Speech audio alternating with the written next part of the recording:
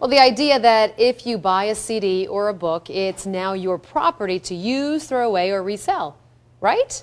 Well, maybe not. This fall, the U.S. Supreme Court is considering a case that could change that, meaning you could not resell products that you buy without permission first.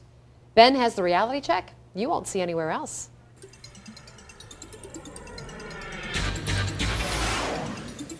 Well, this is a case that is almost hard to believe. The U.S. Supreme Court is taking it up, and it could change the way you buy and sell things forever.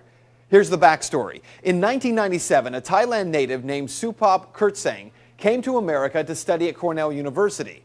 He realized his textbooks were substantially cheaper to buy in Thailand than they were in New York. Kurtsang got his Thai relatives to buy the books and then ship them to him in the United States. Well, one of the publishers, John Wiley & Sons Publishing, sued him for copyright infringement, and they were awarded $600,000 in damages. Now, it's worth mentioning that retailers like Target or eBay and Amazon, they make an estimated $63 billion a year selling items that are purchased abroad and then resold in the United States. It's the same thing that Kurtsang was doing. It's known as the gray market.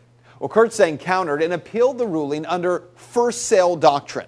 What is first sale doctrine? Well, it's actually pretty simple. You and I operate under it every day.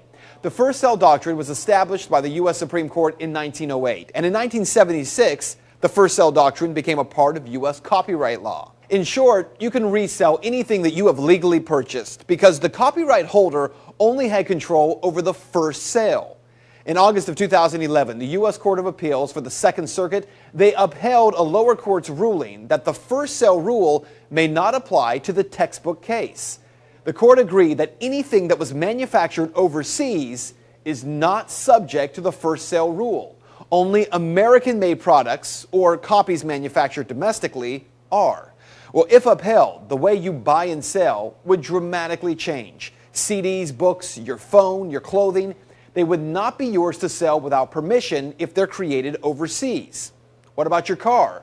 Well, technically, this would apply to any car made overseas. But even for cars and trucks made in the U.S., 40% of the parts or the technology originates overseas. But you have to pay royalties on that.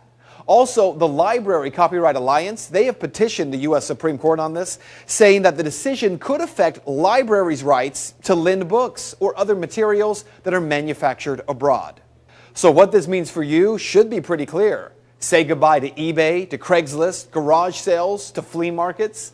But mostly say goodbye to common sense and individual freedom here. Look, there's already talk that exceptions might be made for libraries. Well, why? What makes the library more valuable than an individual? Why will Amazon and Target continue to purchase in the gray market? The central idea here is that when you purchase a product, it's yours, not simply licensed to you. It's your property. And that might be the biggest question that emerges from all of this. Is the idea of private and personal property something that's disappearing or all but gone in America?